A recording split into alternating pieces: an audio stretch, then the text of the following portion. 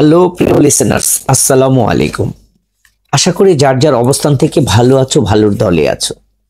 আমার ইউটিউব চ্যানেলে প্রতিনিয়ত চেষ্টা করি তোমাদের জন্য নতুন নতুন ভৌতিক গল্প উপহার দিতে। যে যেখান থেকে আমাকে শুনছো সকলকে শুভেচ্ছা অভিনন্দন জানিয়ে নতুন একটা গল্পে আজকে সকলকে স্বাগত জানাচ্ছি। বিব্রতভূষণ বন্দ্যোপাধ্যায়ের লেখায় ভূতের গল্প কবিরাজের বিপদ। গল্প পাচ্ছে আমি বাদল রায়হান আছি তোমাদের সঙ্গে। শব্দ সাউন্ড এডিটিং এ তাহমিনা রায়হান মিম। বিব্রতভূষণ বন্দ্যোপাধ্যায় 12 সেপ্টেম্বর 1894, 1 নভেম্বর 1950 বাংলা। জনপ্রিয় ভারতীয় বাঙালি কথা সাহিত্যিক। তিনি মূলত উপন্যাস ও ছোট গল্প লিখে খ্যাতি অর্জন করেন। পথের পাঁচালী, অপরাজিতা তার সবচেয়ে বেশি পরিচিত উপন্যাস। উপন্যাসের পাশাপাশি বিব্রতভূষণ প্রায় 20টি গল্প গ্রন্থ, কয়েকটি কিশোর পাঠ, উপন্যাস, ভ্রমণ কাহিনী এবং দিনলিপিও রচনা করেন। বিব্রতভূষণ পথের পাঁচালী উপন্যাস অবলম্বনে সত্যজিৎ রায়ের পরিচালিত চলচ্চিত্রটি আন্তর্জাতিক খ্যাতি সম্পন্ন। 1951 সালে ইসামতি উপন্যাসের জন্য বিব্রতভূষণ পশ্চিমবঙ্গের সর্বোচ্চ সাহিত্য পুরস্কার রবীন্দ্র পুরস্কার মরণোত্তর লাভ করেন। আজকে বিব্রতভূষণ বন্দ্যোপাধ্যায়ের লেখা ভূতের গল্প কবিরাজের বিপদ। চন্দ্রনাথ বাবু কবিরাজ এবং শিশির সেন তরুণ ডাক্তার। রামদাসের ছোট্ট বাজারে পূর্ববঙ্গ থেকে আগত উদ্ভাস্ত ডাক্তার। কবিরাজ ভারতীয় হোমিওপ্যাথিতে ভর্তি হয়ে গিয়েছেন। রোগীর চেয়ে ডাক্তারের সংখ্যা বেশি, তবে দেশটায় রোগবালাই নিতান্ত কম নয়। তাই সবাই দুমুঠো ভাতের জোগাড় করতে পারত কোনো রকমে। চন্দ্রনাথ বাবু বয়সে 50-56, শিশির সেনের বয়স 26-27। ওদের ডাক্তারখানা রাস্তার এপার ওপার। রোগীপত্তর প্রায়ই থাকেন না। দুজন বসে গল্পগুজব করেন। বয়সের তারতম্য যতই থাকুক, দুজনের খুব বন্ধুত্ব। চন্দ্রনাথ বাবু এসেছেন খুলনা জেলার হলদিয়া বুনিয়া থেকে, আর শিশির বাবু এসেছেন যশোর থেকে। কাজকর্ম না থাকলে যা হয়ে থাকে, দুজনে বসলেই তর্ক আর দ্বন্দ্ব। তর্কের বিষয়বস্তু প্রধানত মানুষের মৃত্যুর পর কি হয় এই নিয়ে। চন্দ্রনাথ বাবু বললেন, তাদের গ্রামে একজন সাধু ছিলেন, তিনি ভূত নামাতে পারতেন। অনেকবার তিনি ভূত নামানোর চক্রে উপস্থিত ছিলেন। নিজের চোখে ভূতের আবির্ভাব দেখেছেন, ভূতের কথা শুনেছেন নিজের কানে। সাধুটি একজন বড় মিডিয়াম, তার মধ্যে দিয়ে নাকি ভূতের দল পৃথিবীতে নিজেদের প্রকাশ করে। শিশির সেন বললেন, রবিশ। চন্দ্রনাথবাবু বললেন, তোমার বলবার কোনো অধিকার নেই, এখানে তুমি ছেলে মানুষ, কতটুকু তোমার অভিজ্ঞতা বলো দেখিনি। অভিজ্ঞতা কোনো দরকার হয় না, কমন সেন্সের একটা প্রশ্ন থাকে। কাকে বলে কমন সেন্স? মানুষ মরে গেলে আর বেঁচে থাকে না। কমন সেন্স মরা মানেই না বাঁচা। মরা মানে বৃহত্তর জীবনের মধ্যে প্রবেশ করা। মরা মানেই না বাঁচা। মরা মানে জীবনটাকে বড় করে পাওয়া। একদম বাজে। দুপাতা সায়েন্স পড়ে ভাব খুব সায়েন্স ফিকশন শিখে ফেলেছে। আসল সায়েন্সের কিছু জানেন, শিখেছেন? বৈশাখ মাসের শেষ সপ্তাহ। এবছরের মতো এমন গরম এখানকার বৃদ্ধ লোকেরা সেখানে কোনোদিন দেখেনি। শিশির সেন বেলা 5:30টার সময় এসে ডাক্তারখানা খুললেন। টিনের বারান্দা তেতে আগুন হয়েছে। এখন ঘরের ভেতরে বসা অসম্ভব নয়। সামনে পানের দোকানিরা বললেন, রাস্তাটাতে একটু জল ছিটিয়ে দিতে, এখনই লরি গেলে ধুলোয় চারদিকে অন্ধকার করে দেবে। আমি আজ বাসায় যাইনি, দুপুরে এখানেই শুয়েছিলাম। খেলেন কোথায়? রামজীবন তরফদাদের স্ত্রীর শ্রাদ্ধ গেল আজ কিনা, তাই ওখানে খেয়ে আসলাম, নইলে আর কোথাও যাওয়া হতো না। না মশাই, নেমন্তন্ন না খেয়ে ভালোই করেছি, খেলে অম্বল না হয় পেটের অসুখ হবে এই গরমে। চন্দ্রনাথবাবু ডাক্তার সেনের বারান্দায় এসে বললেন এবং চাও খেলেন। পরে যথারীতি ভূতের গল্প শুরু হয়ে গেল। চন্দ্রনাথবাবুর মধ্যে একটি সমরপটু বাস করত। অবিশ্বাসীর সঙ্গে যুদ্ধ করতেই তার তৃপ্তি। শিশির সেন ভূতে বিশ্বাস করুক বা না করুক, তাতে চন্দ্রনাথ কবিরাজের কি? জিনিসটা যদি সত্যি হয় তবে শিশির সেনের অবিশ্বাস সেটার কি হানি করতে পারে বলুন? চন্দ্রনাথবাবু সেটা বোঝে না যে এমন নয়, বোঝেন সবই।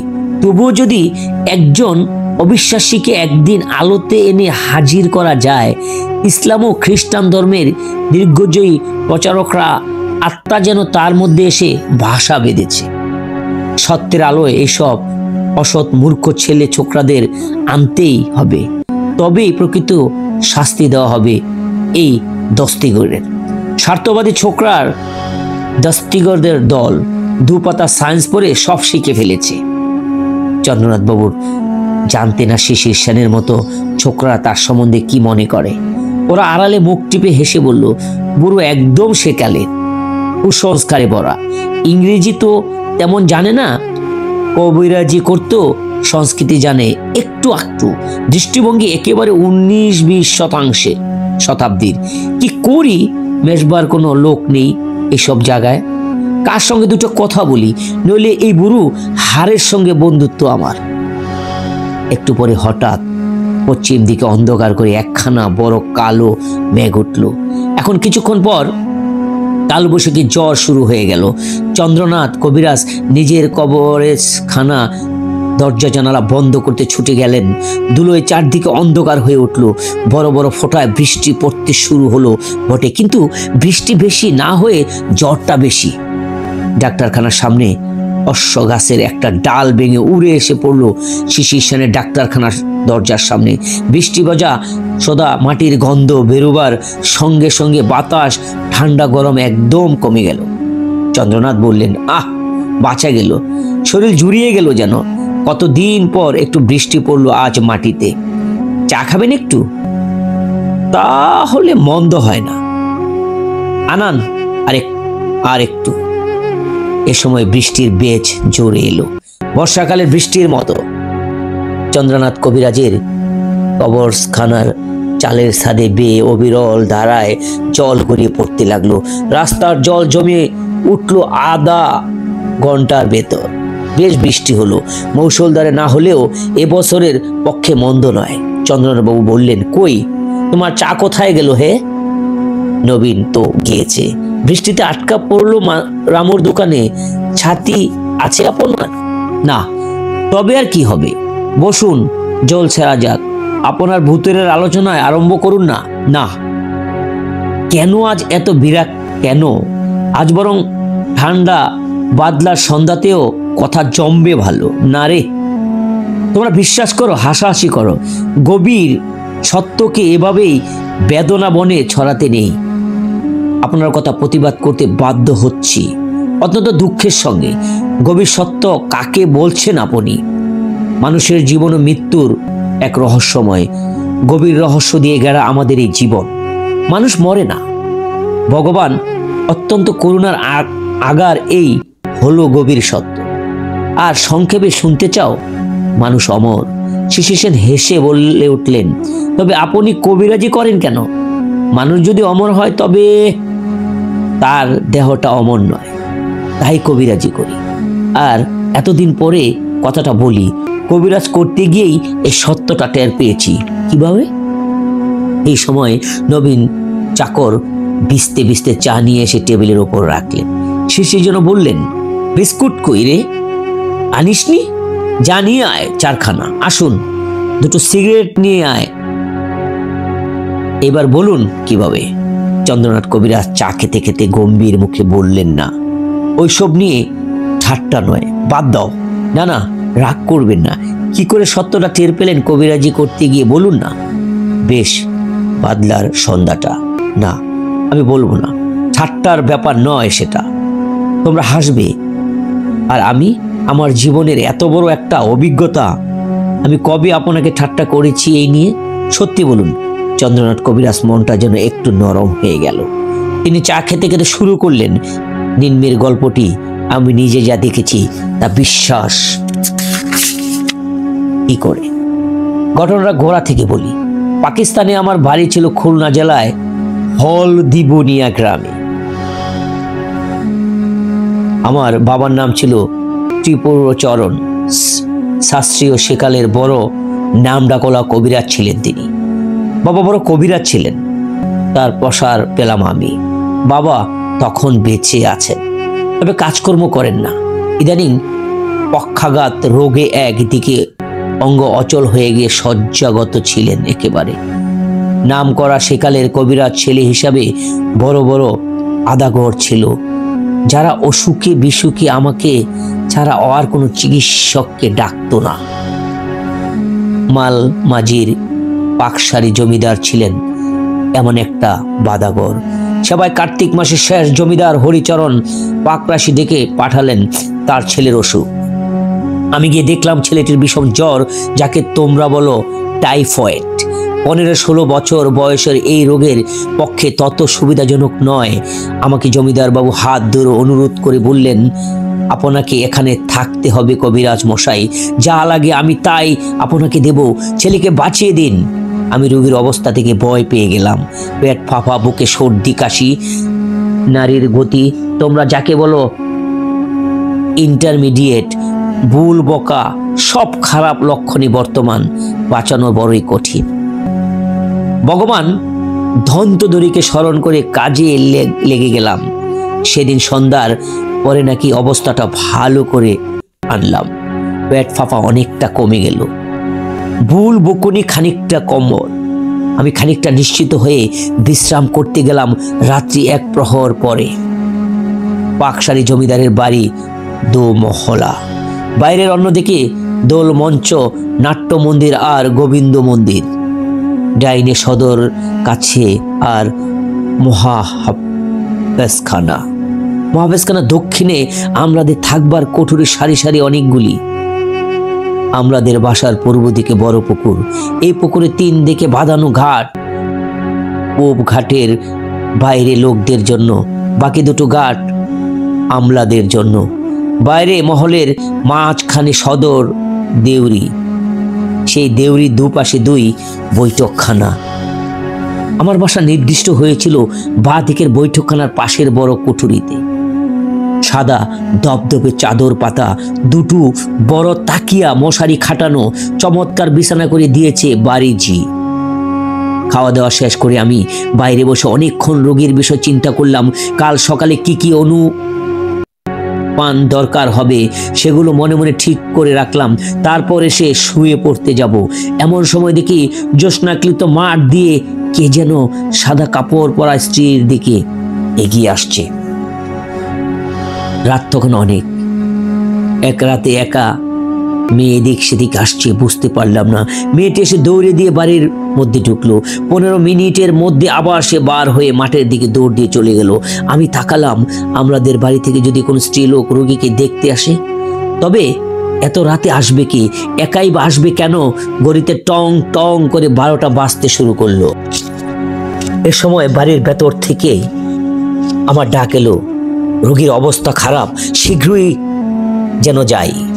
আমি তাড়াতাড়ি ছুটে গেলাম রোগীর পাশে। সত্যি রোগীর অবস্থা এত খারাপ হলো কি করে? 1.5 ঘন্টা আগেও দেখেছি রোগী বেশ আরামে ঘুমাচ্ছে। এখন তার জ্বর হঠাৎ বড্ড নেমে গিয়েছে, অথচ চোখ দুটো জবা ফুলের মতো লাল। নারীর অবস্থা খারাপ, জ্বর এত কম দেখে ঘাবড়ে গেলাম। বেজায় ঘামতে শুরু করেছে রোগী। সমস্ত বড় সংকটজনক অবস্থায় মুখে এসে পড়ল কেন এভাবে হঠাৎ? ততক্ষণে কাজে লেগে যাই। আমি ত্রিপুরা কবিরাজের ছেলে, উপযুক্ত গুরু শিষ্য, দম্বার পাত্র নই। 2 ঘন্টা 2-এর মধ্যে রোগীর চাঙ্গা করে তুলে শেষ সাথে ক্লান্ত দেহে বাইরে ঘরে বিশ্রাম করতে লাগলাম।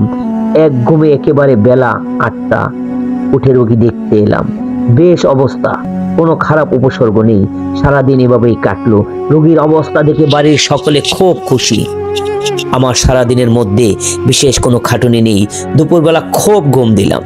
বিকেলে এমনি কি বড় পুকুরের মাছ ধরতে গেলাম আমরাদের মধ্যে একজন ভালো বর্ষেলের সঙ্গে। শেরখানেক একটা পোনা মাছও ধরলাম। মনে খুবই ফুর্তি। সেদিন রাতে বাইরে ঘরে শুয়ে আছি, এমন সময় দেখি দূরের মাঠের দিকে সেই স্ত্রী লোকটি এগিয়ে এগিয়ে আসছে। আর সারাদিনের মধ্যে মেয়েটির কথা একবার আমার মনে হয়নি। এখন আবার তাকে আসতে দেখে ভাবলাম উনি নিশ্চয়ই এদের কোনো আত্মীয় হবেন, দূর গ্রাম থেকে দেখতে এসেছেন ঘরের কাজকর্ম সেরে।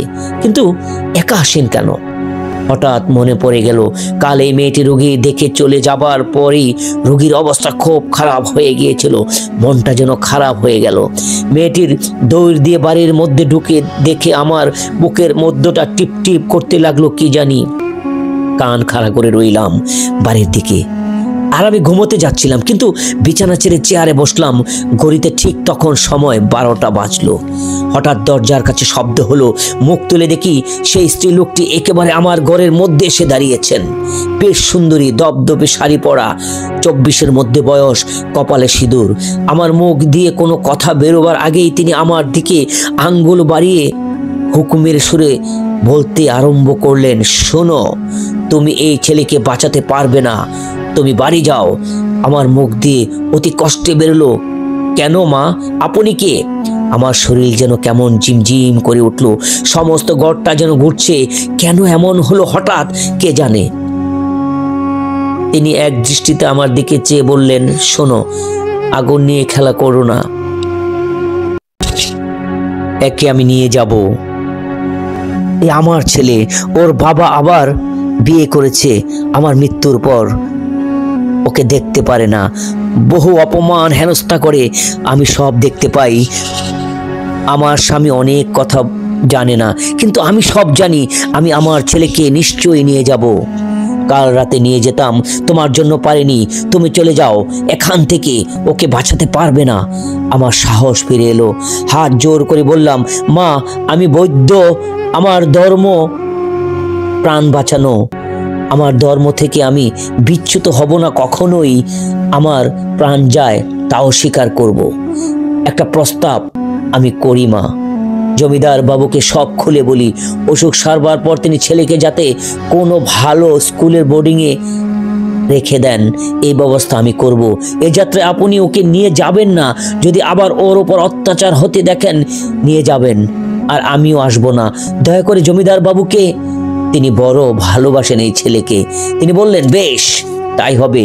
তবে যদি কোনো ভালো ব্যবস্থা না হয়, তবে এবার আমি ওকে নিয়ে যাবই, মনে থাকে যেন। তখনই সেই মুহূর্তে মিলিয়ে গেল।